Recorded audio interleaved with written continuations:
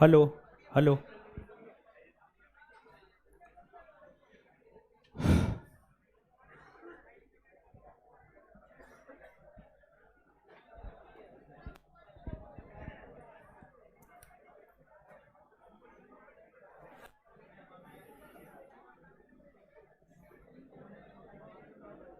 Live कीजिए class. Class live हो गया है।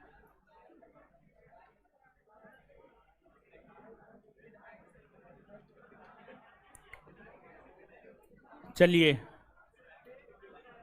क्या हुआ? बैग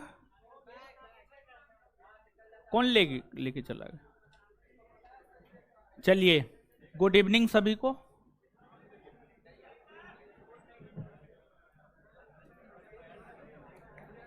चलिए शांत हो जाइए, अब शांत हो जाइए, हल्ला मत कीजिए।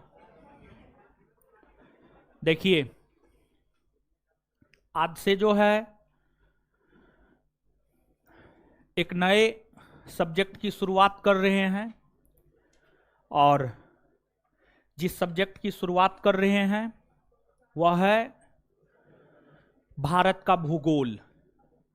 भारत का भूगोल। भारत के भूगोल को हमें पढ़ना है। और देखिए कि हम डेमो नहीं दिए हुए थे, हम डेमो कहीं नहीं दिए हुए हैं। सिर्फ डेमो जो है ऑनलाइन डेमो है, ऑफलाइन डेमो नहीं है। ऑफलाइन ये बैच तो पहले से ही चल रहा है, ठीक है, ये बैच पहले से ही चल रहा है, इसलिए ऑफलाइन डेमो का कोई सवाल ही नहीं था। ये लोग आई कार्ड चेक नहीं किया है, आई कार्ड चेक करना चाहिए। खैर छोड़िए, अब जो लोग आ गए हैं तो ठीक है, आ गए हैं, कोई बात नहीं है। उधर पीछे में देख लीजिए, जो भी कोचिंग के स्टाफ है, देखिए पीछे में टीवी उबी चल रहा है, पीछे में, पीछे वाले क्लासरूम में सब जगह चल रहा है। क्या जगह नहीं है? चलिए ठीक है, बैठाइए, कैसे भी एडजस्ट कीजिए सबको, ठीक है। चलिए देखिए, अब आते हैं, पढ़ना प्रारंभ करते हैं। ऐसे आप लोग हल्ला करते रहिएगा, हल्ला करना आप लोग का जन्मसिद्ध अधिकार है।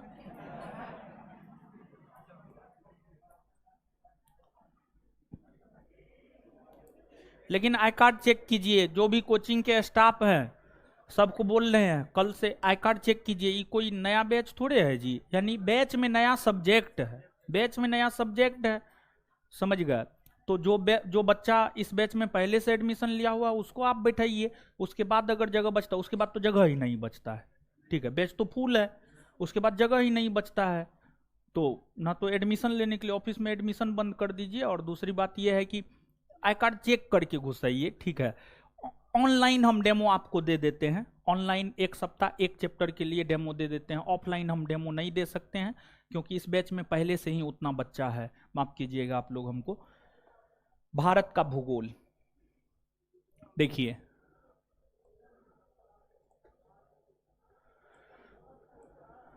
भारत का भूगोल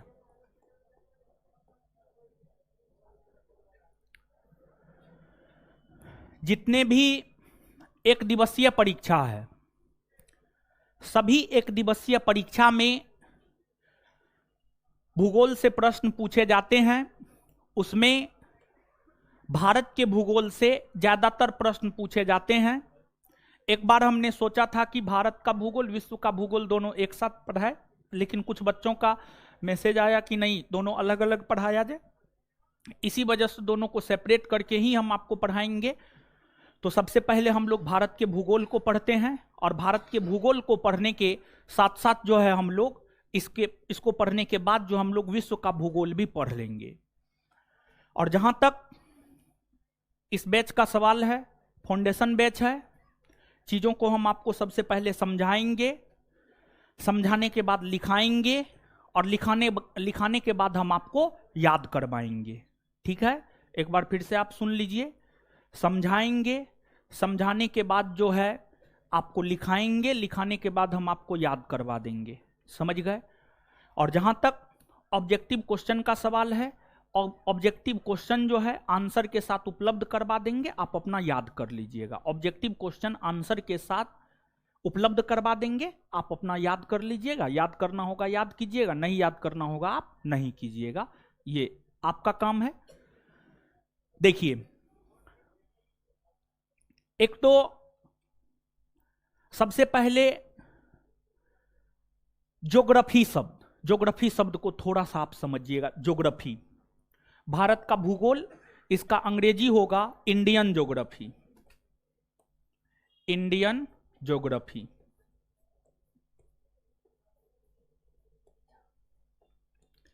इंडियन ज्योग्राफी। तो यहां पर तो इंडियन मतलब भारत या भारतीय, ज्योग्राफी मतलब भूगोल। ज्योग्राफी ग्रीक भाषा के दो शब्द जियो प्लस ग्राफो से मिलकर बना है। जो ज्योग्राफी है, ज्योग्राफी, और कोई लड़का बोला था कि आगे वाला बेंच जो है, यानी आगे वाला बेंच पे कोई बैठा हुआ था, उसको खाली उली करवाए हैं आप लोग। कोई बेंच यहाँ पर रिजर्व नहीं है, जो पहले आएगा पहले बैठेगा, समझ गए। किसी को उठाने की कोई जरूरत नहीं है, ये गलत बात है। अभी हमको जाकर कोई लड़का कंप्लेन किया है कि आगे वाला बेंच पे हमको उठा दिया गया है, ठीक है। कोई बेंच रिजर्व नहीं है, यहाँ पर रिजर्व की कोई पद्धति नहीं है। जो पहले आएगा पहले बैठेगा, जो बाद में आएगा बाद में बैठेगा, ये गलत बात है, समझ गए। तो अगर आप उठाए हैं आगे से नहीं उठाइएगा कोई, ठीक है। दादागिरी एकदम नहीं, आराम से पढ़ने के लिए आए हैं। देखिए, आपको ज़्यादा गर्मी है, किताब पे उतारिए ना जी, 8 घंटा के बदला 12 घंटा किताब पढ़िए ना, समझ गए। पढ़ने के लिए आराम से पढ़िए, रिक्वेस्ट है मेरा, निवेदन है आपसे, समझ गए।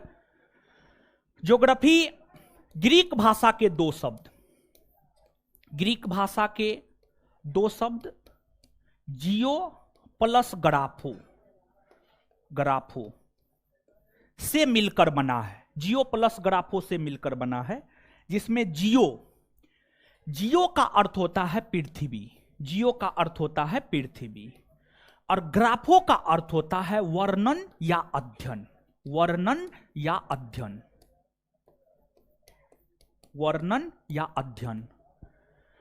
अर्थात ज्योग्राफी का शाब्दिक अर्थ क्या हुआ? पृथ्वी का अध्ययन, पृथ्वी का अध्ययन, पृथ्वी का वर्णन, पृथ्वी का वर्णन, पृथ्वी का अध्ययन।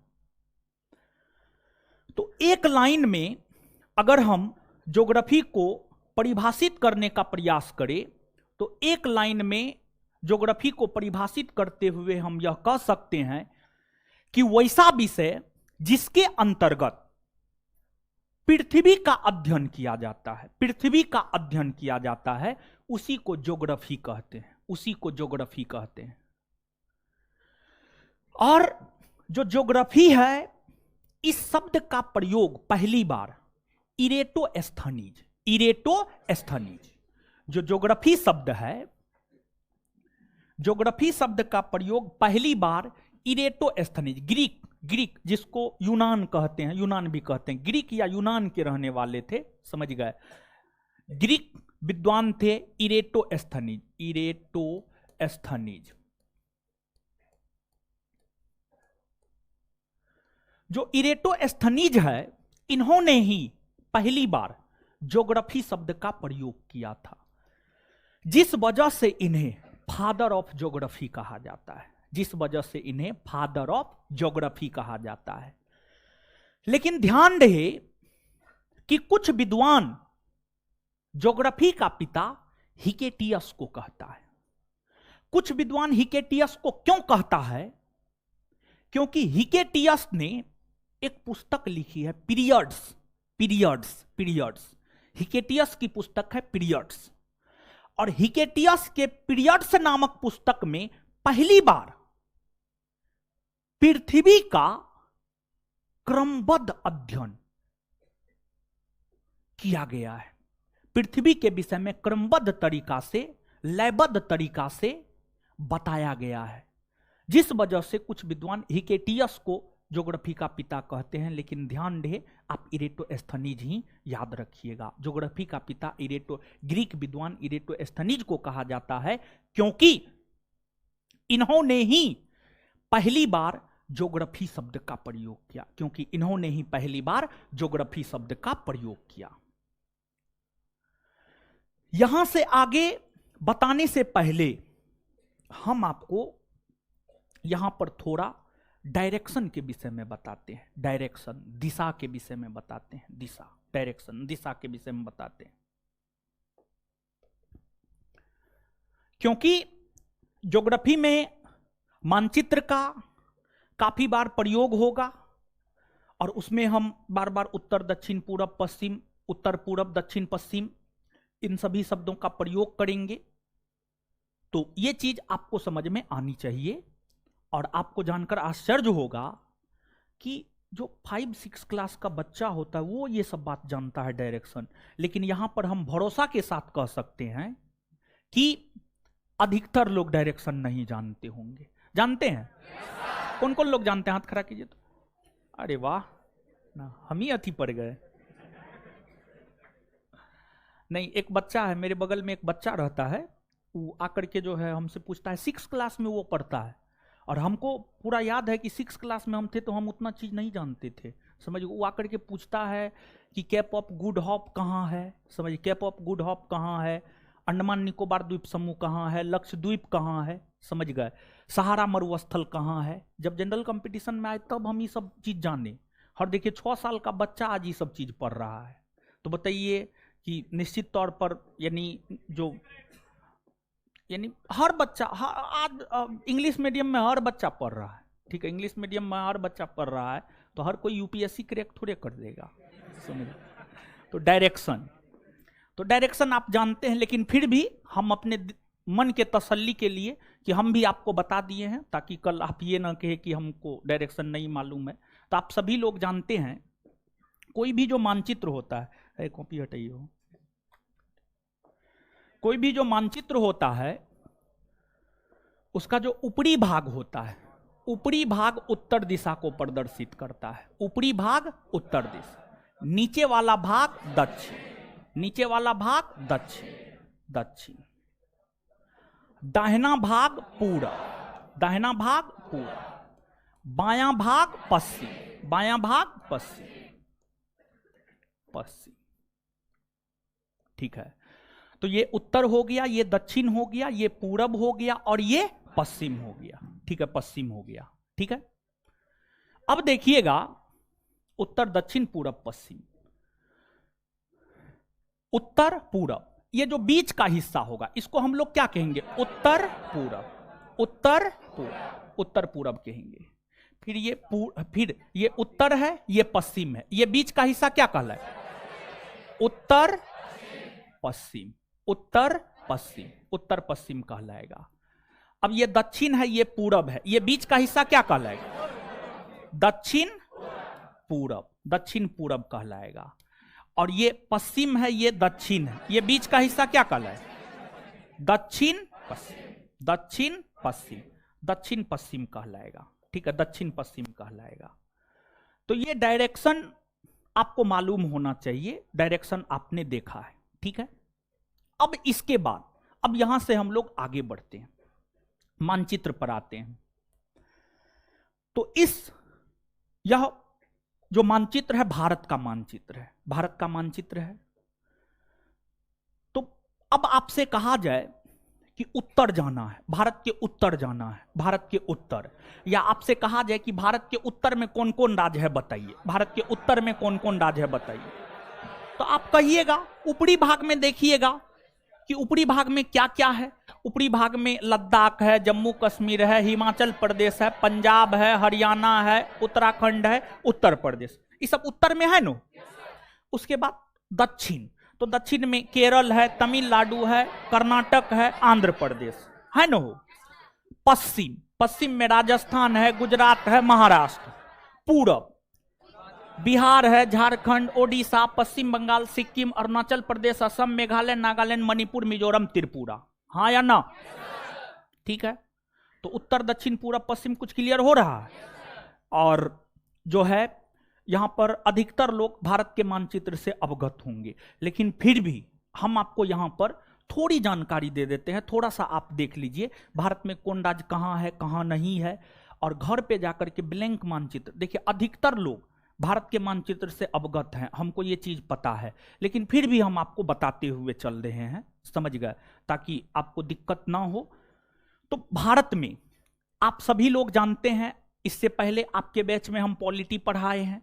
पॉलिटी पढ़ाने के क्रम में हमने आपको ये बात बताया है कि जो अपना भारत है, भारत 28 राज्य और 8 केंद्र शासित प्रदेश में बटा हुआ है, हाँ या ना? 28 राज्य और 8 केंद्र शासित प्रदेश में भारत बटा हुआ है, ठीक है। अब भारत जो 28 राज्य और 8 केंद्र शासित प्रदेश में बटा हुआ है, समझ गए, इसमें आप मानचित्र पर देख सकते हैं 28 राज्य और 8 केंद्र शासित प्रदेश कौन कौन है। तो 8 केंद्र शासित प्रदेश में लद्दाख 1, जम्मू कश्मीर 2, चंडीगढ़ 3, दिल्ली 4, दादर नगर हवेली दमन और द्वीप 5, लक्षद्वीप 6, फिर जो है इधर आपको पुडुचेरी 7 और अंडमान निकोबार द्वीप समूह 8, अंडमान निकोबार द्वीप समूह 8, ये 8 केंद्र शासित प्रदेश है। तो एक बार देख लीजिएगा, लद्दाख यहां पर है, ये लद्दाख केंद्र शासित प्रदेश है, सबसे उत्तर में है एकदम लद्दाख है। फिर उसके नीचे में जम्मू कश्मीर है, पहले लद्दाख और कश्मीर, जम्मू कश्मीर दोनों एक ही हुआ करता था, जम्मू कश्मीर कहलाता था, आज 2 भाग में बट गया है, एक आपको लद्दाख कहलाता है और एक आपको जम्मू कश्मीर कहलाता है। तो 2 केंद्र शासित प्रदेश यहां हो गया। फिर एक जो है यहां पर है चंडीगढ़, पंजाब और हरियाणा हिमाचल प्रदेश तीनों के बॉर्डर पर लगभग आपको यहां पर चंडीगढ़ है, समझ गए, चंडीगढ़ है। फिर यहां पर हरियाणा और उत्तर प्रदेश के बीच में यहां पर दिल्ली है, हरियाणा और उत्तर प्रदेश के बीच में यहां पर क्या है, दिल्ली, यहां पर दिल्ली है, समझ गए, दिल्ली है। फिर यहां पर दादर नगर हवेली और दमन और द्वीप है, दादर नगर हवेली और दमन और द्वीप है। फिर यहां पर लक्षद्वीप है, क्या है, लक्षद्वीप है। फिर यहां पर पुडुचेरी है, क्या है, पुडुचेरी है। और पुडुचेरी के बाद यहां पर अंडमान निकोबार द्वीप समूह, क्या है, अंडमान निकोबार द्वीप समूह है। ये तो केंद्र शासित प्रदेश की अवस्थिति को आपने देखा, केंद्र शासित प्रदेश की अवस्थिति को आपने देखा। अब इन केंद्र शासित प्रदेशों में एक केंद्र शासित प्रदेश है, उसका नाम है पुडुचेरी। जैसे इस बात से आप अवगत होंगे कि जो अपना राज्य बिहार है, यहां पर अधिकतर बिहार के छात्र ही होंगे, जो अपना राज्य बिहार है, बिहार में टोटल 38 जिला है, हाँ या ना? बिहार में टोटल 38 जिला है। उसी प्रकार से एक केंद्र शासित प्रदेश है, उसका नाम है पुडुचेरी में टोटल 4 जिला। कितना जिला? पुडुचेरी में कुल कितना जिला? 4 जिला। और पुडुचेरी में जो 4 जिला है, उन 4 जिला से हम आपको अवगत करवा देते हैं। एक तो माहे है, दूसरा आपको यनम है, तीसरा आपको कराईकल है, और चौथा आपको पुडुचेरी है। चौथा आपको क्या है? पुडुचेरी है। तो पुडुचेरी केंद्र शासित प्रदेश में 4 जिला, एक माहे, दूसरा यनम, तीसरा कराईकल, चौथा पुडुचेरी। अब इसमें देखिएगा, है सुनिए ना, आप थोड़ा हटा लीजिए, बड़ी दिक्कत हो रहा है। सुनिए, यहाँ पे आ जाइए, यहाँ पे देखिए ना, वहां पे बैठ जाइए, इधर थोड़ा फ्री रहेगा ना, थोड़ा ठीक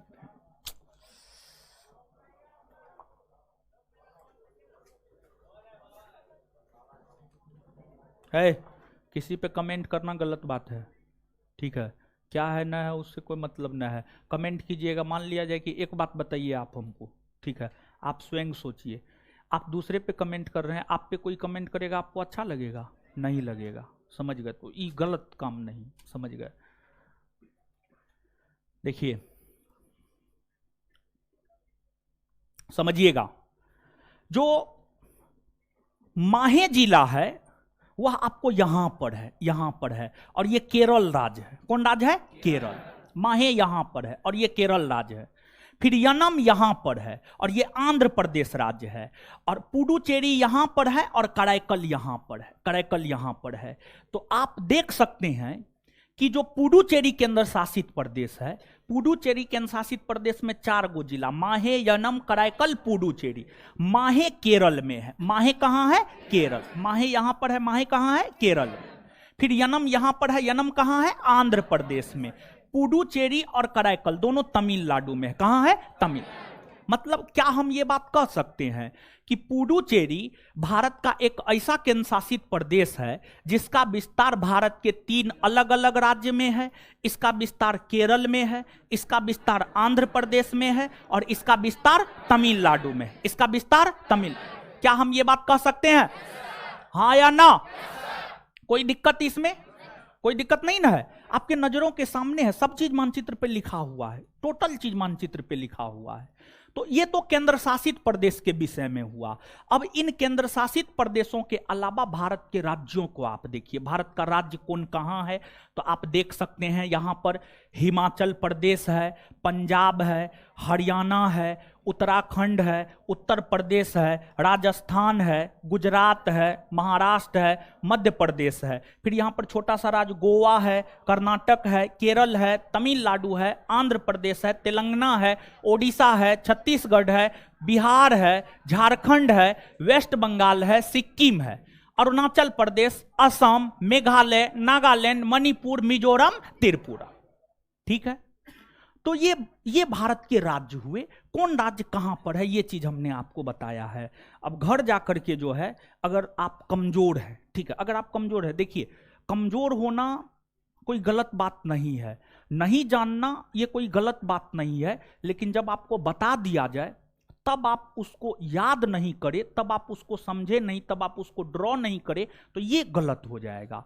तो आप अधिकतर लोग इस बात से अवगत होंगे, हमको पूरा विश्वास है आप पे, लेकिन कुछ लोग ऐसे होंगे जिनको राज्यों की अवस्थिति के विषय में जानकारी नहीं होगी। वैसे जो भी लोग जिनको राज्यों की अवस्थिति के विषय में जानकारी नहीं है, जब 6ठा क्लास का बच्चा हर राज्य और केंद्र शासित प्रदेश को डिनोट कर देता है कि फलना राज्य फलना केंद्र शासित प्रदेश यहां पर है, तो आप स्वयं सोचिए कि आप इंटरमीडिएट करके आए होंगे, ग्रेजुएशन कर रहे होंगे, तो इतनी जानकारी तो आपको होनी चाहिए। समझ गए? तो एक ब्लैंक मानचित्र, आप मानचित्र जरूर खरीद लीजिएगा, समझ गए? मानचित्र आप जरूर खरीद लीजिएगा और मानचित्र पर जो है इन चीजों को, सभी राज्यों को डिनोट कर दीजिएगा। अगर आपको आता है तो कोई दिक्कत नहीं, एक बार देख लेना है, अगर नहीं आता है तो ब्लैंक मानचित्र लेकर कर लेना है। समझ गए? अब ये तो हम आपको बता दिए हैं। अब अगर हम भारत की बात करें, भारत भी तो विश्व का एक पार्ट है, विश्व का एक देश है। भारत कोई अलग थोड़े है जी, भारत विश्व का एक देश है, विश्व का एक देश है, विश्व का एक पार्ट है। जैसे बिहार भारत का एक पार्ट है, उत्तर प्रदेश भारत का एक पार्ट है, पश्चिम बंगाल भारत का एक पार्ट है। जैसे आपका नाक, आपका मुंह, आपका कान आपके शरीर का एक पार्ट है, आपके शरीर का एक पार्ट है, और सबको मिलाकर एक मानव शरीर बनता है। जब मुंह, नाक, कान सब चीज मिला दीजिएगा, हाथ पैर सब चीज मिला दीजिएगा, तब जाकर के मानव शरीर बनता है। उसी प्रकार से विश्व के सभी देश, विश्व के सभी महादेश, विश्व के सभी महासागर, सभी द्वीप, सभी प्रायद्वीप, सब चीज को मिलाकर इस संसार का निर्माण हुआ है, सब चीज को मिलाकर इस संसार का निर्माण हुआ है। और अगर हम विश्व को देखें तो ये विश्व का मानचित्र है, ये विश्व का मानचित्र है। अगर हम विश्व को देखें तो विश्व को टोटल 7 महादेश और 5 महासागर तथा 179 अक्षांश रेखा और 360 देशांतर रेखा में बांटा गया है। 360 देशांतर रेखा में बांटा गया है, 360 देशांतर रेखा में बांटा गया है। तो सबसे पहले हम लोग यहां पर महादेश और महासागर समझते हैं। महादेश किसे कहा जाता है, महासागर किसे कहा जाता है, द्वीप किसे कहा जाता है, प्रायद्वीप किसे कहा जाता है, ये सब बात हम लोग थोड़ा सा समझते हैं। कुछ लोग इन चीजों को जानते भी होंगे, जो जानते हैं अच्छी बात है, जो नहीं जानते हैं वो जानिए। देखिए, जो पूरा का पूरा पृथ्वी है, पूरे पृथ्वी पर या तो स्थल खंड मिलेगा या जल खंड मिलेगा, या तो स्थल खंड मिलेगा या जल। समझ गए?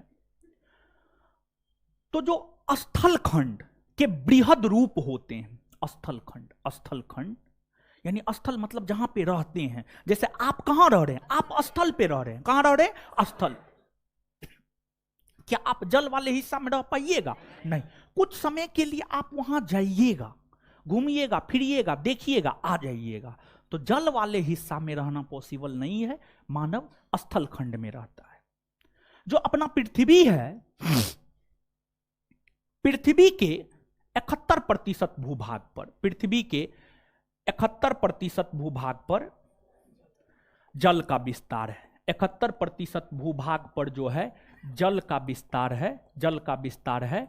वहीं 29% भूभाग पर स्थल का विस्तार है। 29% भूभाग पर स्थल का विस्तार है। बताइए, 71% भूभाग पर जल का विस्तार है, लेकिन फिर भी जल की कमी हो जाती है। फिर भी जल की कमी हो जाती है। देखिए, जल की कमी नहीं होती है, बल्कि शुद्ध जल की कमी होती है, पीने योग्य पानी की कमी होती है। जल की कमी तो इस पृथ्वी पर कभी होगा ही नहीं, लेकिन जो पीने योग्य पानी है, जिसको हम पी सकते हैं, उसकी कमी हो जाती है। समझ गए? पीने योग्य पानी की कमी हो जाती है। और आप देख सकते हैं, ये नॉर्थ अमेरिका स्थल खंड का बृहद रूप है, बड़ा रूप है। ये साउथ अमेरिका स्थल खंड का बृहद रूप है। अफ्रीका स्थल खंड का बृहद रूप है।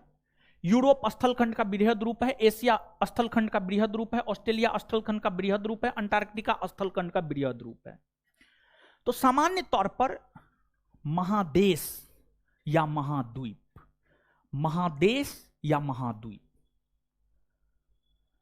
स्थल खंड के जो सबसे बृहद भाग होते हैं, स्थल खंड का जो सबसे बृहद भाग होता है, सबसे बड़ा भाग होता है, उसी को महाद्वीप या महादेश कहा जाता है। पूरे विश्व को 7 महादेश में बांटा गया है। और जो 7 महादेश में बांटा गया है, north America 1, south America 2, Europe 3, Africa 4, Asia 5, Australia 6, Antarctica 7, Antarctica 7।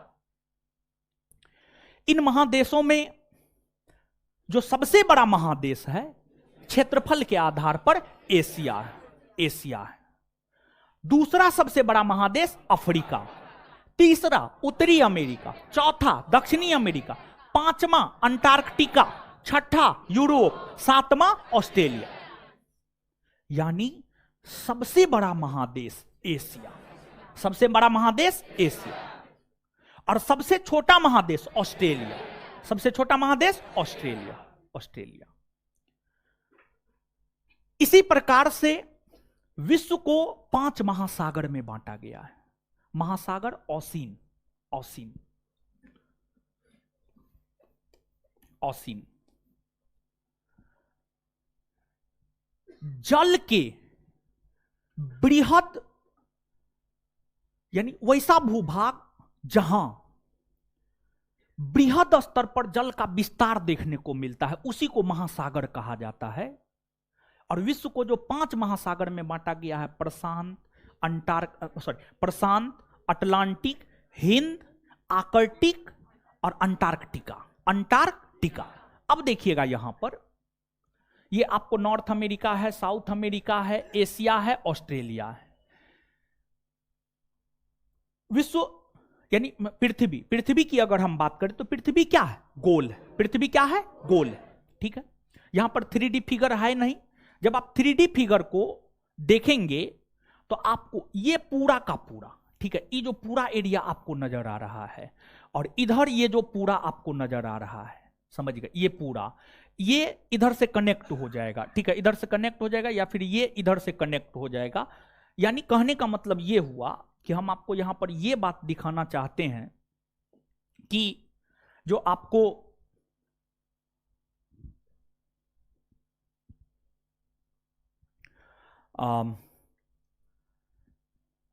Asia महादेश, ऑस्ट्रेलिया महादेश, इधर जो है आपको नॉर्थ अमेरिका, साउथ अमेरिका, ठीक है, north America, south America, Asia, Asia के बाद ये ऑस्ट्रेलिया, ऑस्ट्रेलिया के बाद नॉर्थ अमेरिका और साउथ अमेरिका, साउथ अमेरिका।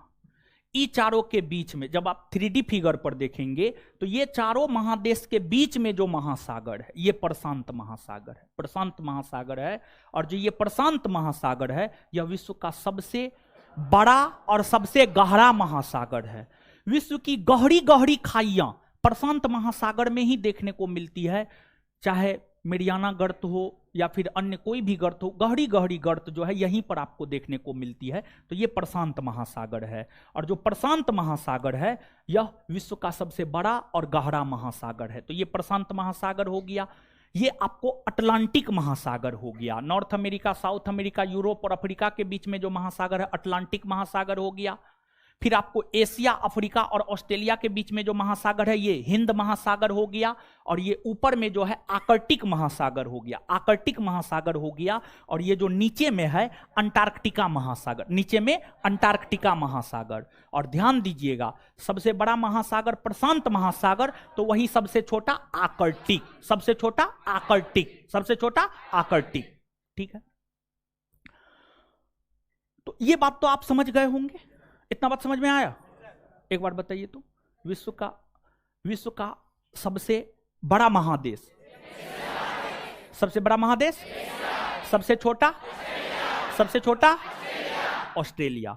इसके बाद आगे बताइएगा सबसे बड़ा महासागर, सबसे बड़ा महासागर, सबसे छोटा महासागर आर्कटिक, सबसे छोटा, सबसे छोटा। इतना बात क्लियर? चलिए अब इसके बाद जो है हम आपको यहां पर एक चीज, आप मानचित्र को गौर से देखिएगा। ठीक है, मानचित्र को गौर से देखिएगा और इसके बाद हम आपसे पूछेंगे। ठीक है, मानचित्र को देख रहे हैं आप लोग, देख रहे हैं मानचित्र को? तो मानचित्र पे आप थोड़ा सा गौर फरमाइए। तो क्या आपको इस मानचित्र के ऊपर लाइन खींचा हुआ नजर आ रहा है? लाइन खींचा हुआ नजर आ रहा है? देखिए ये लाइन खींचा हुआ है ऐसे, ये लाइन ऐसे खींचा हुआ है, फिर ये लाइन ऐसे खींचा हुआ है, फिर ये लाइन ऐसे खींचा हुआ है। इस प्रकार का लाइन क्या आपको नजर आ रहा है? हां या ना? नजर आ रहा है? चलिए, इस प्रकार का लाइन आपको नजर आ रहा है। अब डायरेक्शन तो आप जानते हैं, किधर उत्तर है, किधर दक्षिण है, किधर पूरब है, किधर पश्चिम है। ये बात तो अभी आप तुरंत देखे हैं, हम भी आपको बताएं, आप पहले से भी जानते हैं। तो ये उत्तर होगा ना? हो उत्तर होगा ना? ये दक्षिण होगा ना? हो दक्षिण होगा। ये पूरब होगा ना? ये पूरब होगा ना? ये पश्चिम होगा ना? पश्चिम होगा ना? तो एक बात बताइए, मानचित्र पर एक लाइन आप देख रहे हैं कि उत्तर से दक्षिण खींचा हुआ है, हां या ना? है खींचा हुआ है ना?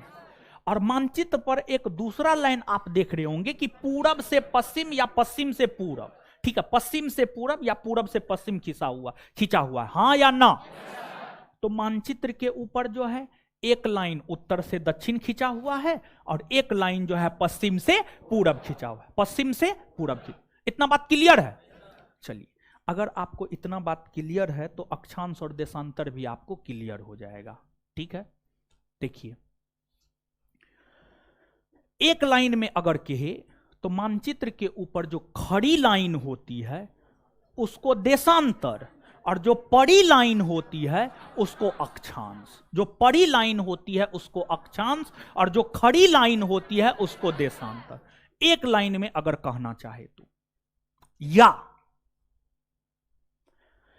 मानचित्र पर उत्तर से दक्षिण की ओर खींची गई लाइन को देशांतर रेखा और पश्चिम से पूरब की ओर खींची गई लाइन को अक्षांश रेखा। क्या कहा जाता है? अक्षांश रेखा कहा जाता है। ठीक है, अक्षांश रेखा कहा जाता है। अब यहां पर आप समझिएगा कि देखिए हम ई लाइन खींच रहे हैं, ई लाइन क्या होगा बताइए तो? क्या होगा? क्या होगा? ये देशांतर होगा ना? चलिए, अब ये लाइन खींच रहे हैं, बताइए क्या होगा? क्या होगा? क्या होगा? इतना बात क्लियर? चलिए, इतना बात अगर आपको समझ में आ गया है तो अब जो पृथ्वी है, संपूर्ण पृथ्वी को 179 अक्षांश रेखा और 360 देशांतर रेखा में बांटा गया है। जो पूरा का पूरा पृथ्वी है, पूरे पृथ्वी की अगर हम बात करें तो पूरे पृथ्वी को जो है 179 अक्षांश रेखा, 179 अक्षांश रेखा और 360 देशांतर रेखा, 360 देशांतर रेखा में बांटा गया है, 360 देशांतर रेखा में बांटा गया है। ठीक है, अब 179 अक्षांश रेखा में, 179 अक्षांश रेखा में कुछ महत्वपूर्ण अक्षांश रेखा है। 0 डिग्री, 23.5 डिग्री उत्तर, 23.5 डिग्री दक्षिण, 66.5 डिग्री उत्तर, 66.5 डिग्री दक्षिण, 90 डिग्री उत्तर, 90 डिग्री दक्षिण, 90 डिग्री उत्तर, 90 डिग्री दक्षिण, ये सब महत्वपूर्ण अक्षांश रेखा है। तो 179 अक्षांश रेखाओं में, 179 अक्षांश रेखाओं में एक है 0 डिग्री अक्षांश रेखा। एक क्या है? 0 डिग्री अक्षांश रेखा। और जो 0 डिग्री अक्षांश रेखा है यह पृथ्वी के लगभग बीचों बीच से होकर गुजरती है, यह पृथ्वी के लगभग बीचों बीच से होकर गुजरती है। तो यह पृथ्वी है, पृथ्वी के बीचों बीच से होकर यह जो रेखा गुजर रही है यह 0 डिग्री अक्षांश रेखा है। क्या है? 0 डिग्री अक्षांश रेखा। यह 0 डिग्री अक्षांश रेखा है। और जो 0 डिग्री अक्षांश रेखा है, 0 डिग्री अक्षांश रेखा को ही हम लोग विषुवत रेखा कहते हैं, या इसी को हम लोग भूमध्य रेखा कहते हैं, या इसी को हम लोग अंग्रेजी में इक्वेटर कहते हैं। अंग्रेजी में इसी को हम लोग इक्वेटर कहते हैं, इक्वेटर कहते हैं। और पृथ्वी को इस संदर्भ में, अभी के संदर्भ में आप वृत्त मान लीजिए। क्या मान लीजिए? वृत्त। वृत्त, वृत्त लगभग गोलाकार होता है, पृथ्वी को लगभग आप गोलाकार मान लीजिए। जब आप पृथ्वी को गोलाकार मानते हैं, वृत्ताकार मानते हैं, तो वृत्त के मध्य से जो रेखा गुजरती है उसे हम लोग क्या कहते हैं? व्यास। क्या कहते हैं? व्यास। व्यास कहते हैं। और व्यास वृत्त को 2 भाग में विभाजित करते हैं। जो व्यास होता है वह वृत्त को 2 भाग में विभाजित करती है। जिस प्रकार से व्यास वृत्त को 2 भागों में, 2 बराबर भागों में विभाजित करती है, उसी प्रकार से जो ये 0 डिग्री अक्षांश रेखा, विषुवत रेखा, भूमध्य रेखा या इक्वेटर है, यह पृथ्वी को 2 बराबर भाग में विभाजित करती है। यह पृथ्वी के 2 बराबर भाग में विभाजित करती है। जब आप इससे ऊपर जाइएगा तो आपको उत्तरी गोलार्ध मिलेगा। इससे ऊपर के पार्ट को उत्तरी गोलार्ध कहा जाता है। क्या कहा जाता है? उत्तरी गोलार्ध। तो ये वाला पार्ट आपको उत्तरी गोलार्ध है। क्या है? उत्तरी गोलार्ध। फिर भूमध्य रेखा, विषुवत रेखा या अक्षांश या इक्वेटर, 0 डिग्री अक्षांश या इक्वेटर से जब आप नीचे आते हैं, दक्षिण आते हैं, तो यह दक्षिणी गोलार्ध कहलाता है। क्या कहलाता है? दक्षिणी गोलार्ध। दक्षिणी गोलार्ध कहलाता है। क्या कहलाता है? दक्षिणी गोलार्ध। दक्षिणी गोलार्ध कहलाता है। तो भूमध्य रेखा जो कि पृथ्वी के बीचों बीच से होकर गुजरती है, पृथ्वी को 2 बराबर भाग में बांटती है, उत्तरी गोलार्ध और दक्षिणी गोलार्ध। उत्तरी गोलार्ध और दक्षिणी। एक बात बताइए, क्या हम ये बात कह सकते हैं कि नॉर्थ अमेरिका, यूरोप, एशिया ये सभी उत्तरी गोलार्ध में है? हाँ या ना? इसके बाद क्या हम ये बात कह सकते हैं कि अंटार्कटिका और ऑस्ट्रेलिया दक्षिणी गोलार्ध में है? हाँ? हाँ या ना? साथ ही साथ क्या हम यहां पर यह बात कह सकते हैं कि जो साउथ अमेरिका है और अफ्रीका है, इन दोनों महादेश का विस्तार दोनों गोलार्ध में है, उत्तरी गोलार्ध में भी है और दक्षिणी गोलार्ध में। क्या हम ये बात कह सकते हैं? हाँ या ना? इसमें कोई कंफ्यूजन नहीं ना? इसमें तो कोई कंफ्यूजन नहीं होना चाहिए। ये तो बहुत बड़ा बात थोड़े है जी, बहुत बड़ा बात तो नहीं है, समझ गए। अब इसके बाद आते हैं भारत। भारत पर आते हैं। तो जो भारत है, भारत एशिया महादेश में है और भारत यहां है। ये आपको भारत है, समझिए, ये आपको भारत है। तो ये आपको भारत है, तो क्या हम भारत के विषय में कह सकते हैं कि भारत का विस्तार उत्तरी गोलार्ध में है? हाँ? भारत पूरी तरीका से उत्तरी गोलार्ध, भारत पूरी तरीका से उत्तरी गोलार्ध में है। ये बात क्लियर है? इसके बाद हाँ आगे आ रहे हैं ना, रुकिए ना, ठीक है, हड़बड़ाइए नहीं, ठीक है। और इस चैप्टर के विषय में हम आपको बता देते हैं कि जो है ज्योग्राफी पढ़ाना हम शुरू किए हैं, और इस चैप्टर के विषय में हम आपको ये बात बता रहे थे कि ये जो चैप्टर है, इस चैप्टर में बहुत सारी ऐसी बातें होंगी जो आप पहले से जानते होंगे, समझ गए, तो थोड़ा सा धैर्य बना करके रखिए। अब यहां पर जैसे 0 डिग्री अक्षांश रेखा है, पृथ्वी को 2 बराबर भाग में विभाजित करते, उसी प्रकार से एक है 0 डिग्री देशांतर रेखा, 0 डिग्री देशांतर रेखा। और जो 0 डिग्री देशांतर रेखा है, 0 डिग्री देशांतर रेखा भी पृथ्वी को 2 बराबर भाग में विभाजित करती है। 0 डिग्री देशांतर रेखा भी पृथ्वी को 2 बराबर भाग में विभाजित करती है। और ये है आपको 0 डिग्री देशांतर रेखा, ये है आपको 0 डिग्री देशांतर रेखा, 0 डिग्री देशांतर रेखा। 0 डिग्री देशांतर रेखा कि जब आप दाहिना भाग में आते हैं तो इधर पूर्वी देशांतर होता है, पूर्वी देशांतर। क्या होता है? पूर्वी देशांतर। ये 0 डिग्री देशांतर रेखा है, इसके दाहिना आइएगा तो ये पूर्वी देशांतर होता है, और इसके बायां आइएगा तो ये पश्चिमी देशांतर होता है। क्या होता है? पश्चिमी देशांतर होता है। तो अब आप देख सकते हैं जो 0 डिग्री देशांतर रेखा है, 0 डिग्री देशांतर रेखा यूरोप से होकर गुजर रही है, अफ्रीका से होकर गुजर रही है, अंटार्कटिका से होकर गुजर रही है। तो 0 डिग्री देशांतर रेखा यूरोप, अफ्रीका और अंटार्कटिका से होकर गुजरती है। वहीं 0 डिग्री देशांतर रेखा के पूरब में जो महादेश है, एशिया महादेश है, ऑस्ट्रेलिया महादेश है, और जो पश्चिम में महादेश है, नॉर्थ अमेरिका और साउथ अमेरिका, नॉर्थ अमेरिका और साउथ, नॉर्थ अमेरिका और। तो क्या यहां पर हम यह बात कह सकते हैं कि जो भारत है पूर्वी देशांतर में है? भारत पूर्वी देशांतर में है, क्या हम ये बात कह सकते हैं? हाँ या ना? तो क्या भारत के विषय में हम ये बात कह सकते हैं कि भारत उत्तरी गोलार्ध और पूर्वी देशांतर में? एक लाइन में इस बात को कह सकते हैं, भारत उत्तरी गोलार्ध और पूर्वी देशांतर में स्थित है। क्या इसको समझने में किसी को कोई आपत्ति, कोई कष्ट नहीं ना है? तो भारत उत्तरी गोलार्ध और पूर्वी, उत्तरी गोलार्ध और पूर्वी देशांतर में, ठीक है, यह बात आपको क्लियर हो गया होगा।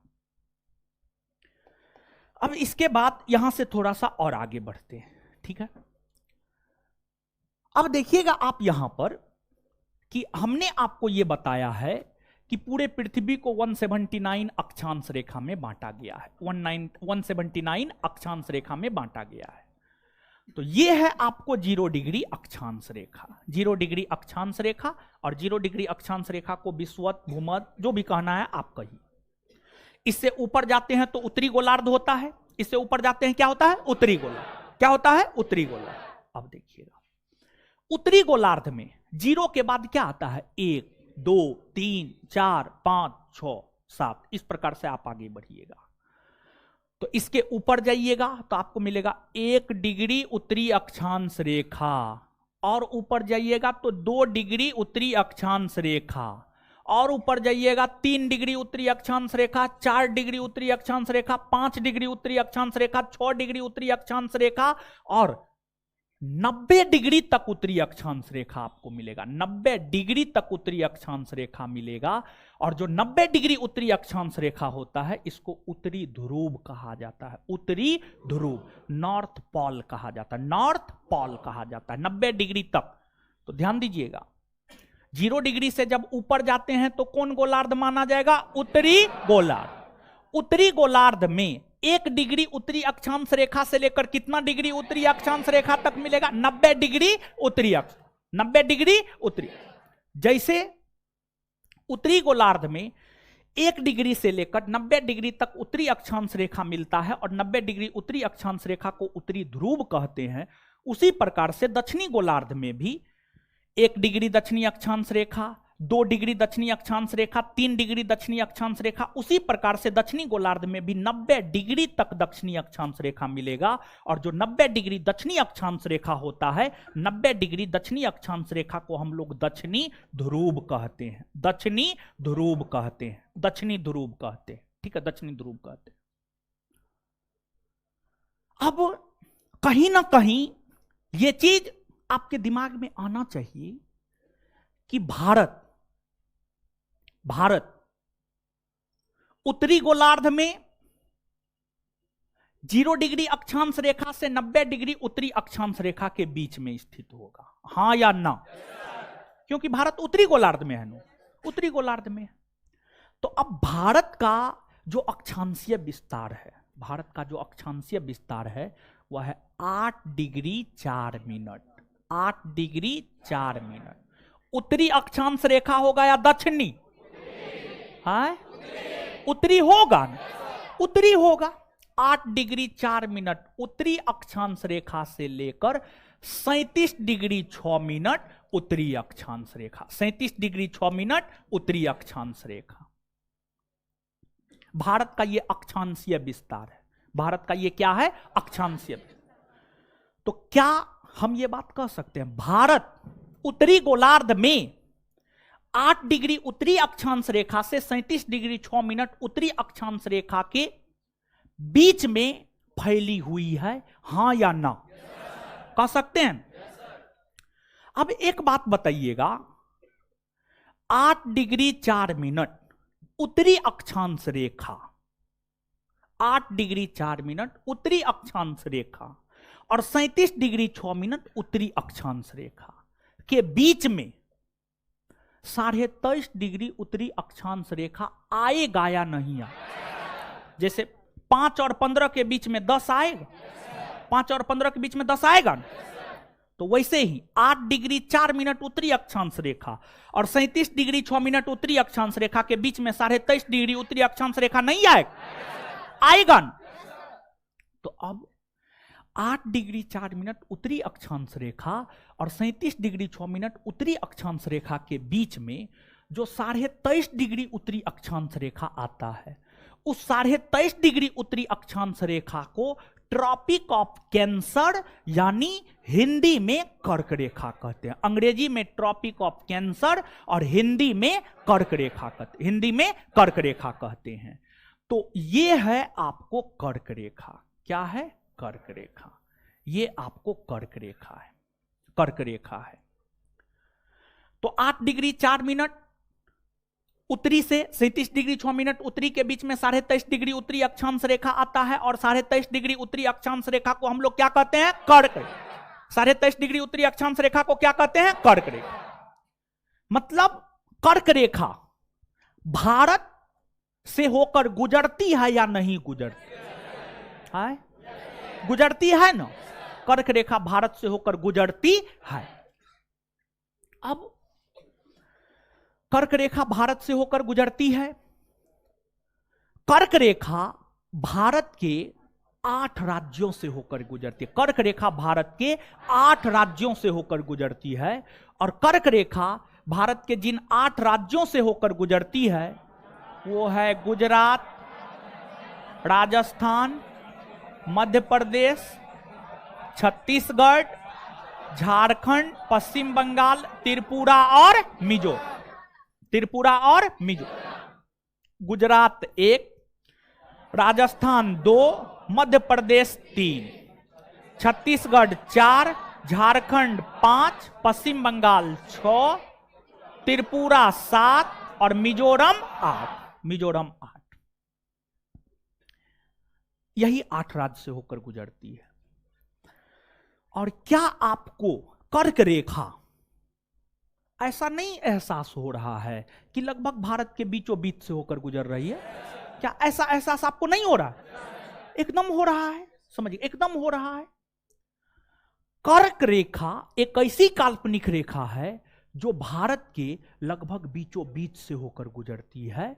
और जब भारत के बीचों बीच से होकर गुजरती है तो स्वाभाविक सी बात है, हम कह सकते हैं कि कर्क रेखा भारत को दो बराबर भाग में, लगभग दो बराबर भाग में विभाजित करती है। कर्क रेखा के ऊपर जाएंगे उत्तर भारत और नीचे आएंगे दक्षिण, नीचे आएंगे दक्षिण, नीचे आएंगे दक्षिण भारत।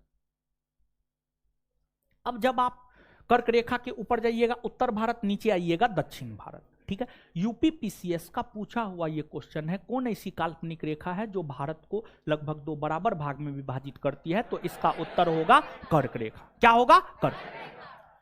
अब देखिएगा कि कर्क रेखा जो भारत के 8 राज्यों से होकर गुजरती है, उसको याद रखने का ट्रिक है मित्र पर गमछा झाड़। लेकिन हम एक नया ट्रिक इजाद किए हैं, गरम छाछ पी तृप्ति मिलेगी। समझ गए? गरम छाछ पी तृप्ति मिलेगी, गरम छाछ पी तृप्ति मिलेगी। ग से गुजरात, र से राजस्थान, म से मध्य प्रदेश, छ से छत्तीसगढ़, झ से झारखंड, प से पश्चिम बंगाल, त्र से त्रिपुरा, मी से मिजोरम, मी से। देखिए एक बात बताइए, ये भारत है, भारत का ये कौन भाग है? हो कौन भाग? पश्चिम या पूरब? पश्चिम ना हो, पश्चिम, पश्चिम। और जब ये भारत का पश्चिमी भाग है तो स्वाभाविक सी बात है, ये क्या हो जाएगा? भारत का पूर्वी भाग। क्या हो जाएगा? पूर्वी भाग, पूर्वी भाग। तो एक बात आप देखिएगा, कर्क रेखा भारत के पश्चिम में सबसे पहले गुजरात, फिर राजस्थान, फिर मध्य प्रदेश, फिर छत्तीसगढ़, झारखंड, पश्चिम बंगाल, त्रिपुरा और मिजोरम। इस ट्रिक को देखिए, ग से गुजरात, फिर र से राजस्थान, म से मध्य प्रदेश, छ से छत्तीसगढ़, झ से झारखंड, प से पश्चिम बंगाल, त्र से त्रिपुरा, मी से। तो मित्र पर गमछा झाड़ के बदले अगर आप इस ट्रिक को याद रख लीजिएगा तो आपको पश्चिम से पूरब में क्रम भी याद हो जाएगा, पश्चिम से पूरब में क्रम भी याद हो जाएगा। फिर क्रम अलग से करने की कोई जरूरत नहीं है। अगर मान लिया जाए कि पश्चिम से पूरब में क्रम आपको याद है और पूरब से पश्चिम में पूछ दिया तो क्या आप नहीं बता पाइए? बता दीजिएगा। तो मित्र पर गमछा झाड़ पुराना हो गया है, उसको भूल करके नया ये ट्रिक आप याद रख लीजिएगा। देखिए यहां पर एक चीज बताते हैं, हर बैच में बताते हैं तो आपके बैच में भी बता रहे हैं, ठीक है। छाछ समझते हैं क्या होता है? समझते होंगे आप लोग ऐसे ही बहुत समझदार है, समझ गए। देखिए गांव घर की जो महिला होती है ना, ऐसे महिला कंजूस होती है, ठीक है। महिला अपने परिवार के सदस्यों के अलावा अन्य सभी के लिए कंजूस मक्खी चूस होती है। अपने परिवार के लिए वो जान तक दे देगी, अपने बेटा के लिए, अपने पति के लिए, समझ गए। बाद बाकी के लिए वो कंजूस, महाकंजूस। जो कहना है आप कह लीजिए, जो कहना है कर लीजिए ना अपना, आप अपना समझ जाइए। जो महिला होती है, गांव घर की महिला, अगर उनके यहाँ गाय भैंस है तो वो जो है दूध गर्म करके छाली निकाल करके रखती है, ठीक है। छाली समझते हैं ना? अरे दूध को गर्म करने के बाद उस पर जो ऊपरी परत बनता है उसी को छाली कहा जाता है हम लोग के साइड में, समझ गए। तो लगभग महीना दिन तक किसी बर्तन में रखने के बाद, 1 महीना पूरा होने के बाद जो है उसको अलग बर्तन में ले करके उसको मथती है, समझ गए। मथती है, एक रही होता है, समझिए रही समझते हैं, जिससे दाल को घाटा जाता है, ठीक है, ऐसे ऐसे करके, समझ गए। उसी को रही कहा जाता है। तो एक बर्तन में छाली लेकर के जो है उसको मथती है, तो फिर होता यह है कि क्रीम ऊपर आ जाता है और जलीय पदार्थ नीचे चले जाते हैं, ठीक है। तो जो क्रीम ऊपर आ जाता है उसको जब आप आग पे चढ़ाइएगा तो उससे घी प्राप्त होता है, और जो पानी होता है, पानी को देहाती भाषा में घोर कहा जाता है, इसमें घोर कहा जाता है, घोर, समझे। हाँ जो भी है समझे। गांव घर में जिस रोज ये काम होता है उस रोज उसके परिवार में जो है बड़ी बजका बनेगा, समझ गए, क्योंकि उसमें जो है उसका प्रयोग हो जाता है। ठीक है, वही जो पानी का बचा यानी दूध का छाली का जो बचा हुआ पानी वाला पार्ट होता है, उसी को जब सुधा जैसी कंपनी, अमूल जैसी कंपनी पैक कर देती है तो उसी को छाछ कहा जाता है, समझ गए। और छाछ मुख्य तौर पर जब आपके पेट का आंतरिक क्रिया ठीक ठाक नहीं होता है, खाना उना सही से नहीं पच रहा होता है, तब जाकर के जो है छाछ पीता है लोग। और जब छाछ पीजिएगा तो थोड़ा सा जो है पेट ठीक ठाक हो जाएगा, संतुष्टि मिलेगा, तृप्ति। तृप्ति का मतलब सेटिस्फैक्शन, समझ गए, सेटिस्फैक्शन मतलब संतुष्टि, समझिए, संतुष्टि मिलेगा। तो गर्मी के मौसम में छाछ पीजिए जिससे आपको तृप्ति मिलेगा, संतुष्टि मिलेगा। इस संदर्भ में समझ करके जो है आप इसको याद रख सकते हैं। अब इसके बाद आप देख सकते हैं कुछ राज्यों से होकर तो कर्क रेखा गुजरती है, लेकिन कर्क रेखा के ऊपर में जाइएगा तो ये उत्तर भारत होता है और नीचे आइएगा तो दक्षिण भारत होता है। अब बिहार दरोगा बीपीएससी आज तक यही पूछा है कि कर्क रेखा भारत के निम्नलिखित में से कौन राज्य से होकर गुजरती है, कौन राज्य से होकर नहीं गुजरती है। लेकिन बिहार पुलिस पूछा है निम्नलिखित में से कौन भारतीय राज्य कर्क रेखा के उत्तर में, कर्क रेखा के उत्तर में। ये बिहार पुलिस का क्वेश्चन है। अब बिहार दरोगा बीपीएससी का क्वेश्चन है किन राज्यों से होकर कर्क रेखा गुजरती है या नहीं गुजरती है। मतलब बीपीएससी बिहार दरोगा से टप कौन है? बिहार पुलिस ऑन मेरिट अगर कोई लड़का निकालता है, ऑन मेरिट, ऐसे 99% लड़का धांधलिए से निकालता है, इसलिए बिहार पुलिस का हम वैल्यू नहीं देते हैं, समझ गए। देखिए बिहार पुलिस का परीक्षा उसी से निकलता है जिसका सेटिंग होता है, जो अंदर से रंगवाता है, समझ गए। ये सब काम धड़ल्ले से होता है, समझ गए। और आपको विश्वास नहीं होगा, आप यहां पर बिहार पुलिस का तैयारी करते रह जाइएगा, आपका कोई गांव वाला भाई जो दिन भर भैंस चराता है, पता चलेगा उसको वर्दी लग गया, समझ गए। ऐसा एग्जाम्पल आप लोग को मिला है, एकदम मिला होगा, समझ गए। तो परीक्षा में धांधली होता है, ये जग जाहिर है, ये कोई छुपी बात नहीं है, समझ गए। तो इसलिए कलयुग है ये, छल कपट सब चीज लगाइए, साम दंड भेद सब चीज, जैसे सफलता मिल जाए वैसे, समझ गए। यहां पर कलयुग में राजा हरिश्चंद्र बनने की जरूरत नहीं है। अगर आप राजा हरिश्चंद्र बने दिक्कत है, फिर जल्दी नौकरी नहीं लगेगा, ये सत्य है। चलिए देखिए, तो अब बिहार पुलिस पूछा है तो यहां पर जानना तो जरूरी हो जाता है कि कौन उत्तर में है, कौन दक्षिण। तो अब देखिएगा, लद्दाख, जम्मू कश्मीर, हिमाचल प्रदेश, पंजाब, हरियाणा, उत्तराखंड, उत्तर प्रदेश, बिहार, सिक्किम, अरुणाचल प्रदेश, असम, मेघालय, नागालैंड, मणिपुर, ये सभी ऐसे भारतीय राज्य है जो कर्क रेखा के उत्तर में, कर्क रेखा के उत्तर में, कर्क रेखा के उत्तर में। और देखिए क्वेश्चन कितना टफ किया था, जानते हैं? जो ऑप्शन दिया था, ऑप्शन ई वाला राज्य का दिया था। बिहार पुलिस का काम देखिए, ठीक है। ऑप्शन में क्या सब था?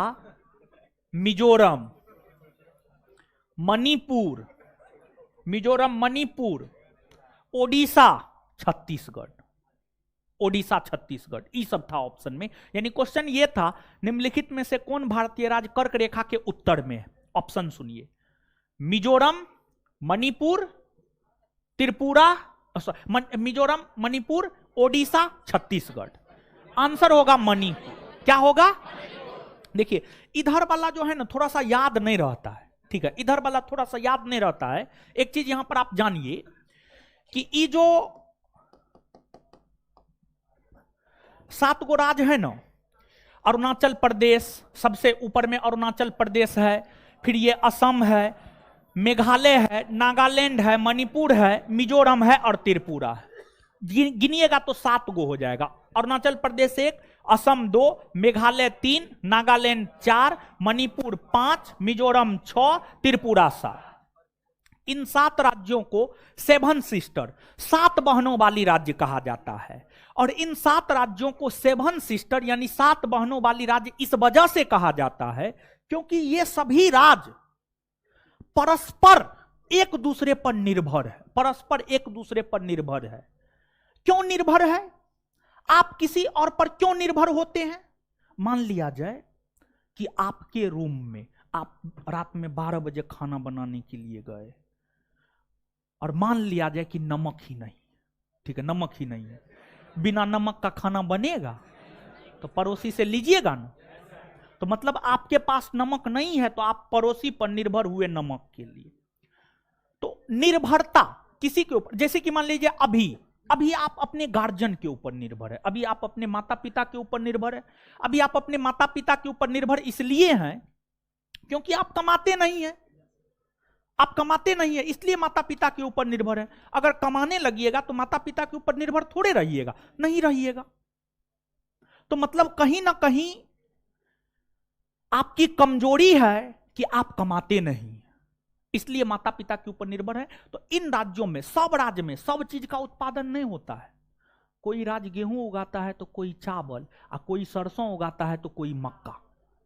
हर राज्य में हर चीज का उत्पादन नहीं होता है, हर राज्य में हर चीज का उत्पादन नहीं होता है। और ये सब राज्य भारत के अन्य राज्यों से बहुत कम कनेक्टेड है, बहुत कम। देखिए ना, यहां पर बीच में बांग्लादेश आ जाता है, फिर देखिए यहां पर कनेक्शन बहुत छोटा है। और जब तक कांग्रेस की सरकार रही थी, कांग्रेस की सरकार, देखिए कांग्रेस, बंकिम चंद्र चटर्जी बहुत बड़े विद्वान थे, बहुत बड़े साहित्यकार थे। वे कह के चले गए हैं कांग्रेस के लोग पदों के भूखे राजनीतिज्ञ हैं, यानी कांग्रेस के लोग पद का भूखा होता है। देख लीजिए ना ज्योतिरादित्य सिंधिया को, समझ गए, देख लीजिए ना सचिन पायलट को, समझिए, देखिए ये सबको। और भी बहुत सारा एग्जाम्पल है कांग्रेस के भीतर, समझ गए। तो कांग्रेस जो है यानी वोट बैंक की राजनीति करता है। यह सब राज्य का राजनीतिक तौर पर बहुत ज्यादा महत्व नहीं है क्योंकि लोकसभा राज्यसभा सीट इन राज्यों में कम है। लेकिन हमारे मोदी जी ने नारा दिया है सबका साथ सबका विकास। तो मोदी जी भारत के सिर्फ इन राज्यों पर ध्यान नहीं दिया बल्कि इन राज्यों पर भी मोदी जी ध्यान दिए, समझ गए। तो मोदी जी के आने के बाद जो है थोड़ा सा कनेक्टिविटी इन राज्यों का भारत के अन्य राज्यों के साथ बढ़ गया है, ठीक है। अब ये राज्य पहले की तुलना में थोड़ा बेहतर स्थिति में है। तो इन राज्यों का कनेक्शन भारत के अन्य राज्यों से बहुत कम था। तो इन राज्यों का भारत के अन्य राज्यों से कनेक्शन कम था। तो अब आप स्वयं सोचिए, ये सभी राज्य आपस में ना एक दूसरे पर निर्भर होगा, अन्य राज्यों से इनका कनेक्शन होगा। मान लिया जाए कि आपका भाई आपके पास रहेगा तब ना आप उसके रूम से नमक उठा लाइएगा। आपका भाई आपके रूम के बगल में नहीं रहता, वो 5 किलोमीटर दूर में रहता है, तो आपका जो पड़ोसी है वही ना आपको मदद करेगा कि रात को 12 बजे आपका भाई नमक लेकर के आएगा। नहीं ना आएगा, नमक लेकर के नहीं आएगा। तो मतलब इन राज्यों में आपसी निर्भरता, इन राज्यों में आपसी निर्भरता बनी हुई है, जिस वजह से इन राज्यों को 7 सिस्टर की श्रेणी में रखा जाता है, 7 सिस्टर की श्रेणी में रखा जाता है। और सीधा देखिए ना, 7 सिस्टर में से 2 राज्य से होकर तो कर्क रेखा गुजरबे करती है, मिजोरम और त्रिपुरा। उसके अलावा जो भी 7 सिस्टर के अंतर्गत राज्य आता है सब कर्क रेखा के उत्तर में, टोटल कर्क रेखा के उत्तर में। किधर है? उत्तर में। आप देख लीजिए, मणिपुर, नागालैंड, असम, मेघालय, अरुणाचल प्रदेश सब उत्तर में है।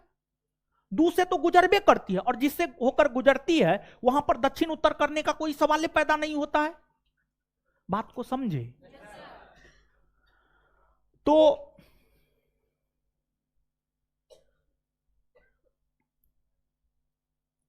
और एक बार कम करना, चलिए। तो यहां पर हम कह सकते हैं कि लद्दाख, जम्मू कश्मीर, हिमाचल प्रदेश, पंजाब, हरियाणा, उत्तराखंड, उत्तर प्रदेश, बिहार, सिक्किम, अरुणाचल प्रदेश, असम, मेघालय, नागालैंड, मणिपुर, ये सभी कर्क रेखा के उत्तर में, कर्क रेखा के उत्तर में। फिर महाराष्ट्र, गोवा, कर्नाटक, केरल, तमिलनाडु, आंध्र प्रदेश, तेलंगाना, ओडिशा, ये सभी राज्य कर्क रेखा के दक्षिण में है। हाँ या ना? कह सकते हैं ना? तो कौन राज्य कर्क रेखा से होकर गुजरती है? कर्क रेखा किन किन राज्यों से होकर गुजरती है? कौन राज्य कर्क रेखा के उत्तर में है और कौन राज्य कर्क रेखा के दक्षिण में है? ये सब बात क्लियर क्लियर हो गया ना? यहां से अब हम लोग थोड़ा सा आगे बढ़ते हैं, ठीक है?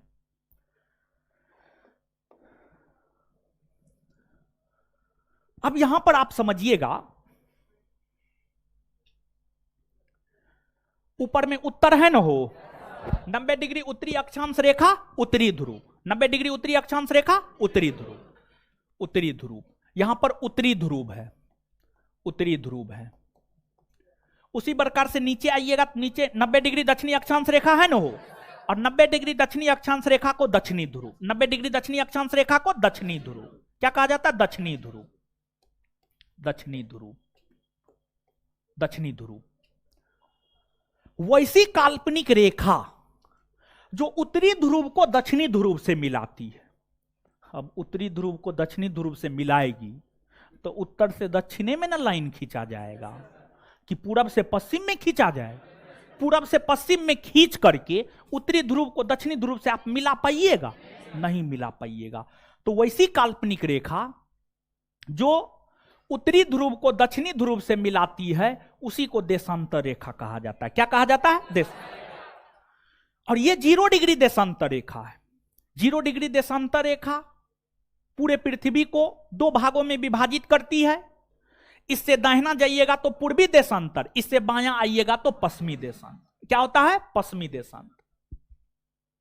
अब जब हम 0 डिग्री के दाहिना जाते हैं तो पूर्वी देशांतर, तो इधर 0 डिग्री के बाद 1 डिग्री पूर्वी देशांतर रेखा, 2 डिग्री पूर्वी देशांतर रेखा, 3 डिग्री पूर्वी देशांतर रेखा, 4 डिग्री पूर्वी देशांतर रेखा, 5 डिग्री पूर्वी देशांतर रेखा। इस प्रकार से आप आगे बढ़ते जाइएगा तो इस प्रकार से आपको 180 डिग्री पूर्वी देशांतर रेखा तक मिलेगा। 180 डिग्री पूर्वी देशांतर रेखा तक आपको मिलेगा।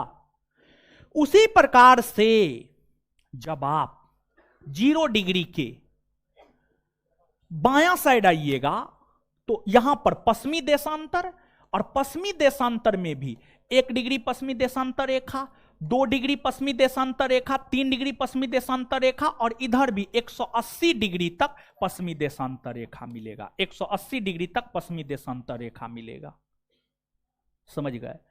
तो एक है 0 डिग्री देशांतर रेखा, यह है 0 डिग्री देशांतर रेखा, 0 डिग्री देशांतर रेखा, 0 डिग्री देशांतर रेखा, और 0 डिग्री देशांतर रेखा के पूरब में 180 डिग्री तक पूर्वी देशांतर रेखा, और 0 डिग्री देशांतर रेखा के पश्चिम में 180 डिग्री तक पश्चिमी देशांतर रेखा, 180 डिग्री तक पश्चिमी देशांतर।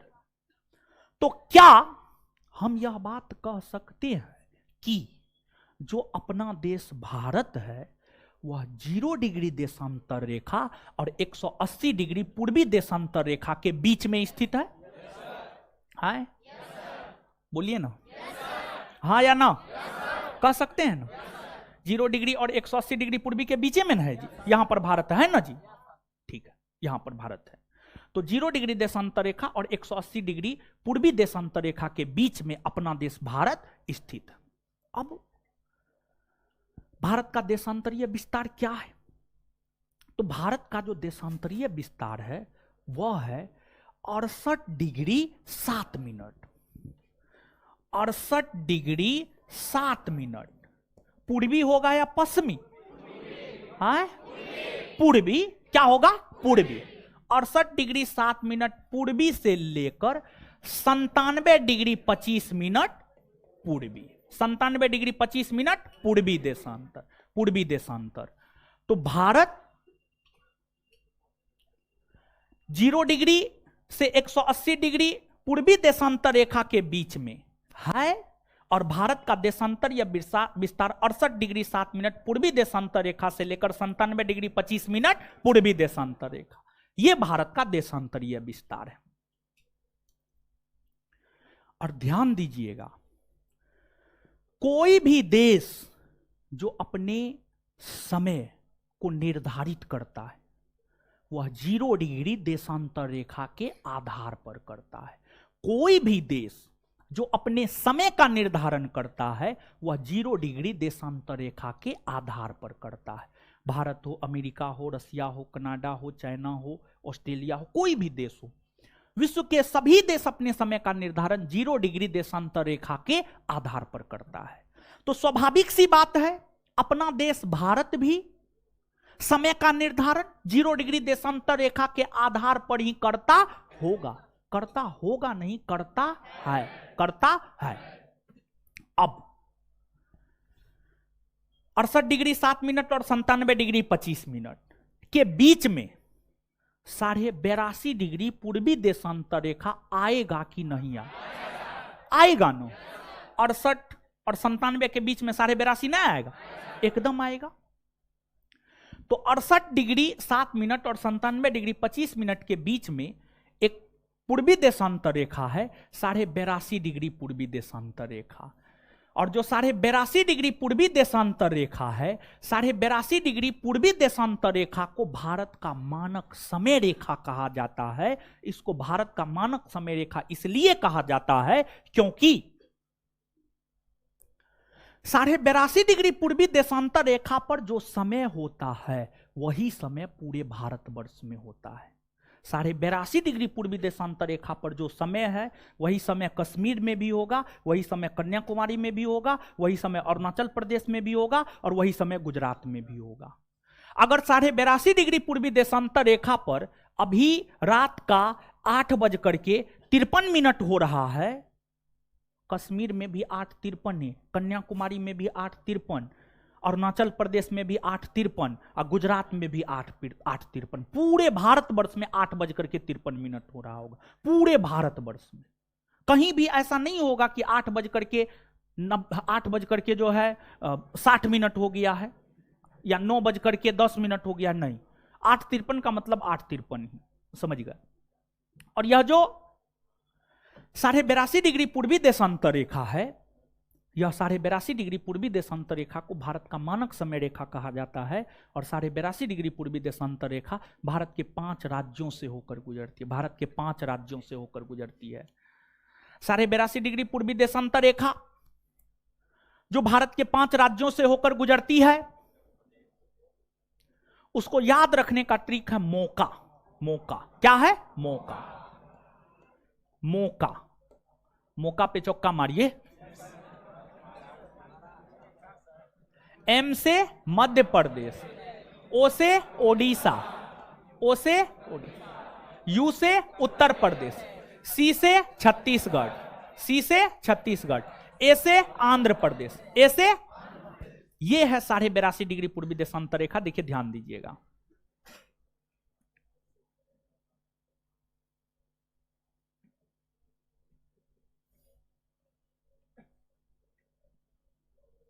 देखिए उत्तर प्रदेश से होकर गुजर रही है, मध्य प्रदेश से होकर गुजर रही है, छत्तीसगढ़ से होकर गुजर रही है, ओडिशा से होकर गुजर रही है और आंध्र प्रदेश से होकर गुजर रही है। तो उत्तर प्रदेश 1, मध्य प्रदेश 2, छत्तीसगढ़ 3, ओडिशा 4, आंध्र प्रदेश 5, ये 5 राज्य से होकर गुजरती है। और इस पर जो समय है वही समय पूरे भारतवर्ष में होगा, चाहे इसके पश्चिम आ जाइए या इसके पूरब चले जाइए या इसके उत्तर चले जाइए या इसके दक्षिण चले जाइए, कहीं भी चले जाइए, समय वही होगा जो 82.5 डिग्री पूर्वी देशांतर रेखा पर होगा। अब यहां पे आप थोड़ा गौर कीजिए, जब आप थोड़ा गौर करेंगे तो क्या हम ये बात कह सकते हैं कि लद्दाख, जम्मू कश्मीर, हिमाचल प्रदेश, पंजाब, हरियाणा, उत्तराखंड, राजस्थान, गुजरात, महाराष्ट्र, गोवा, कर्नाटक, केरल, तमिलनाडु, आंध्र प्रदेश, तमिलनाडु, तेलंगाना, ये सभी 82.5 डिग्री पूर्वी देशांतर रेखा के पश्चिम में है? कह सकते हैं? एकदम कह सकते हैं। साथ ही साथ क्या हम ये कह सकते हैं बिहार, झारखंड, बंगाल, सिक्किम, अरुणाचल प्रदेश, असम, मेघालय, नागालैंड, मणिपुर, मिजोरम, त्रिपुरा, ये सभी 82.5 डिग्री पूर्वी देशांतर रेखा के पूरब में है? हाँ, कह सकते हैं ना? हाँ या ना? अब इसके अलावे देखिए, आप थोड़ा गौर कीजिएगा थोड़ा गौर कीजिएगा तो आपको यहां पर पता चलेगा कि जो 23.5 डिग्री उत्तरी अक्षांश रेखा यानी कर्क रेखा है और जो 82.5 डिग्री पूर्वी देशांतर रेखा यानी जिसे भारत का मानक समय रेखा कहा जाता है, एक दूसरे को काट रही है, एक दूसरे को यहां पर काट रही है। और ये राज्य है छत्तीसगढ़। कौन राज्य है? मतलब कर्क रेखा और 82.5 डिग्री पूर्वी देशांतर रेखा एक दूसरे को छत्तीसगढ़ राज्य में प्रतिच्छेद करती है, एक दूसरे को छत्तीसगढ़ राज्य में काटती है। क्या हम ये बात कह सकते हैं? हाँ या ना?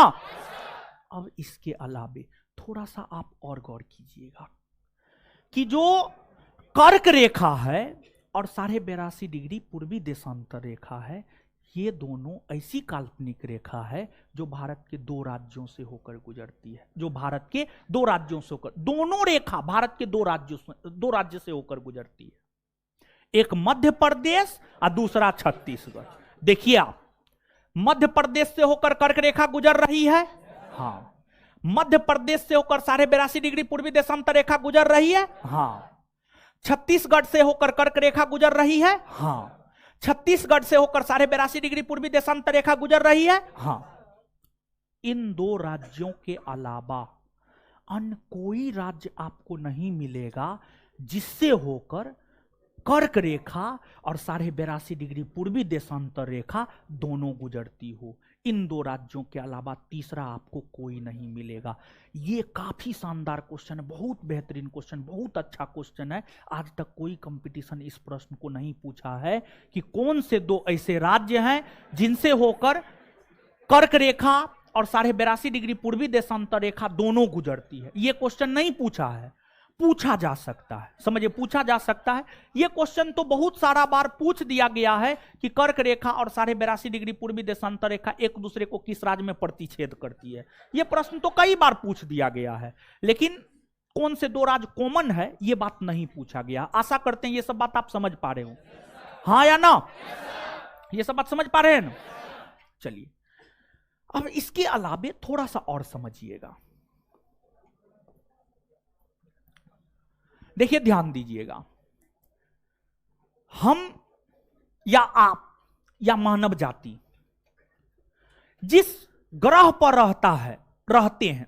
हम आप या मानव जाति जिस ग्रह पर रहते हैं वह पृथ्वी है, वह आपको पृथ्वी है।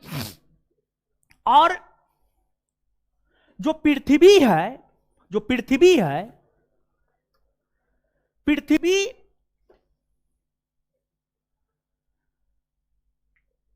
सूर्य की परिक्रमा करता है। पृथ्वी सूर्य की परिक्रमा करता है। देखिए, हम लोगों को एक सौरमंडल के विषय में पढ़ना होता है। सौरमंडल वर्ल्ड ज्योग्राफी का पार्ट है, वर्ल्ड ज्योग्राफी का पार्ट सौरमंडल है। सौरमंडल के विषय में हमें पढ़ना होता है।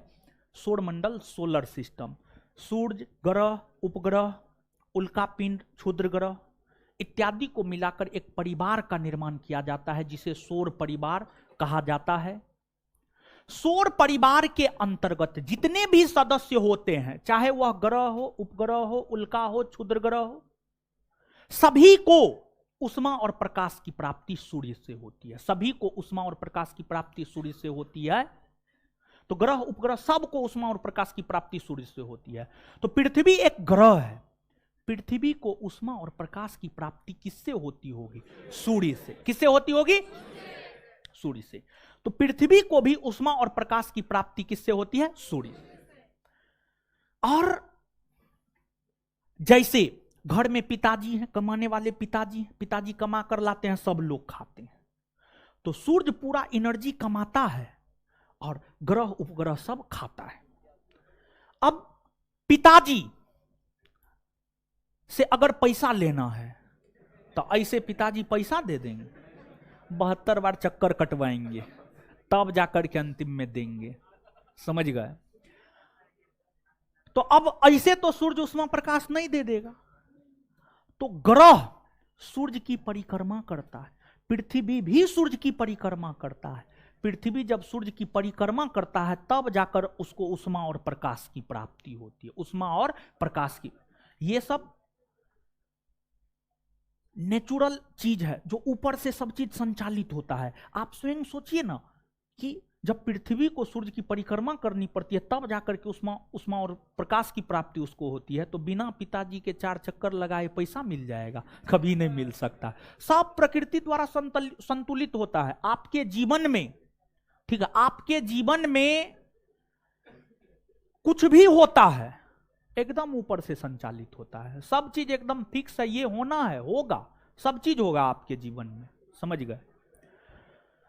तो अब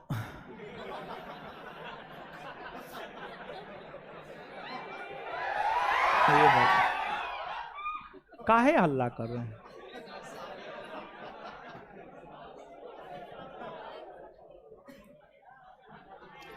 आप लोग का शादी होगा? भरम में जी रहे हैं महाराज। अब लड़की और लड़की का गार्जियन बहुत सचेत हो गया है। बिना नौकरी का आपको लड़की देगी। अगर आप ऐसा सोच रहे हैं तो आप भ्रम में जी रहे हैं, समझ गए? पढ़िए, हम जो समझाना चाह रहे थे तो अब आप लोग समझिएगा नहीं।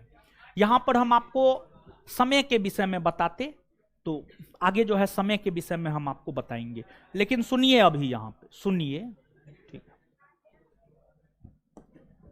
लिखिएगा।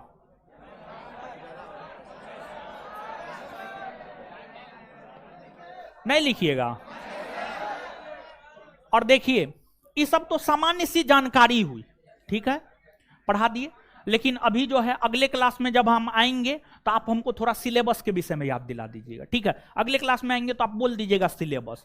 तो ये सब सामान्य सी जानकारी हम आपको दिए हैं और सब चीज हम आपको लिखा देंगे। तो अगले क्लास में जब हम आएंगे, अरे रुकिए ना महाराज, बहुत देखिए, इतना देर आप पढ़े हैं ना, लेक्चर सुने हैं ना, 5 मिनट अगर आप रुक जाइएगा ना तो आपको लेक्चर का पूरा फायदा हो जाएगा। अगर आप नहीं रुकिएगा फायदा नहीं होगा। तो अगले क्लास में हम आएंगे तो आप कह दीजिएगा सिलेबस लिखा देंगे, फिर आगे कंटिन्यू करेंगे, ठीक है? लेकिन उससे पहले याद करते हैं। ज्योग्राफी ग्रीक भाषा के 2 शब्द किससे किससे बना है? जियो प्लस जियो का अर्थ, ग्राफो का अर्थ, ग्राफो का अर्थ।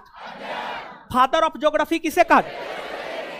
ज्योग्राफी का पिता, ज्योग्राफी का पिता इरेटोस्थनीज। इसके बाद आगे बता, पूरे विश्व को कितने महादेश और कितने महासागर में?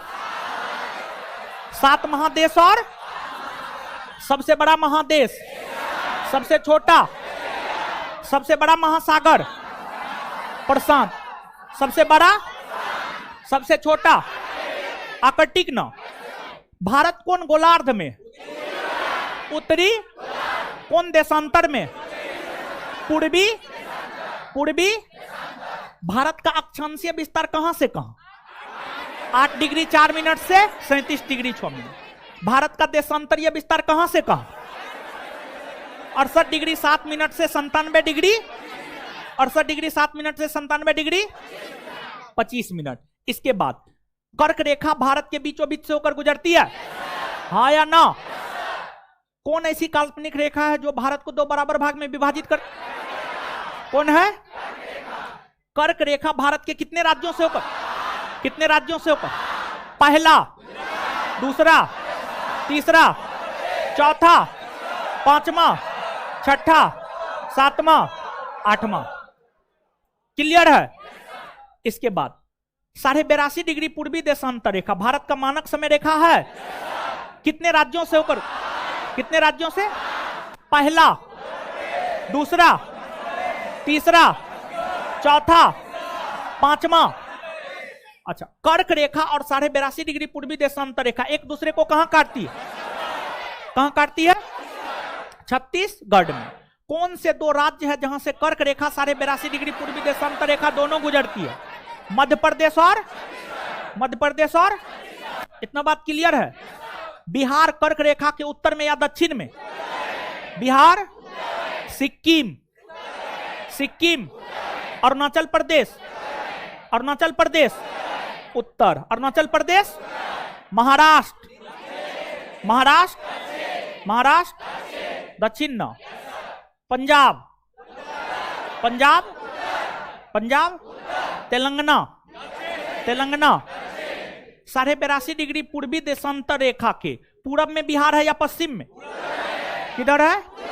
महाराष्ट्र किधर है? महाराष्ट्र, सिक्किम, सिक्किम, राजस्थान, राजस्थान क्लियर है? याद हो गया ना? चलिए ठीक है, अगले क्लास में इसको लिखा देंगे, फिर आगे बताएंगे। धन्यवाद सभी लोगों का। रात है, थोड़ा लड़की को निकलने दे दीजिएगा। देखिए कितना 2 मिनट तो टाइम लगा। लड़की को थोड़ा निकलने दे दीजिएगा, रात है, लड़की को निकलने दे दीजिएगा भाई जी लोग।